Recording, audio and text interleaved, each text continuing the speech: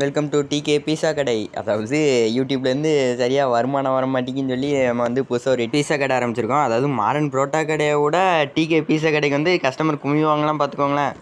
நீங்கள் லைன்லேருந்து வாங்கிட்டு போகிறாங்க. இந்த கடையில் வந்து 3 பேர் வேலை பார்க்காங்க. அதாவது வேலை பார்க்காங்கன்னு சொல்கிறத விட அப்ரெண்டிஸ்ன்னு சொல்லலாம். இவன் பேர் வந்து நேசமணி, இவன் பேர் வந்து சின்ராசு, வேறு இவன் பேர் வந்து சுப்பிரமணி. நாங்கள் 4 பேர் தான் அந்த கடையை வந்து டெவலப் பண்ணிகிட்ருக்கோம். அப்புறம் வந்து இந்த மிஷின் வந்து சின்ன வயசில் எங்கள் ஆச்சி வந்து எனக்கு கொடுத்துட்டு போனாங்க. என்னோட ஞாபகத்தமாக வச்சுக்கோ பேராண்டி, இது வந்து நீ என்னத்தை தான் பண்ணாலும் உள்ளேருந்து பீஸா மட்டும் வந்துகிட்டே இருக்கும், நீ ஒன்றுமே பண்ண வேண்டாம், சுவிட்சை மட்டும் போட்டால் போதும்னு சொல்லி கொடுத்து விட்டாங்க. அதை வந்து நான் இன்னும் பத்திரமா வச்சுருக்கேன்.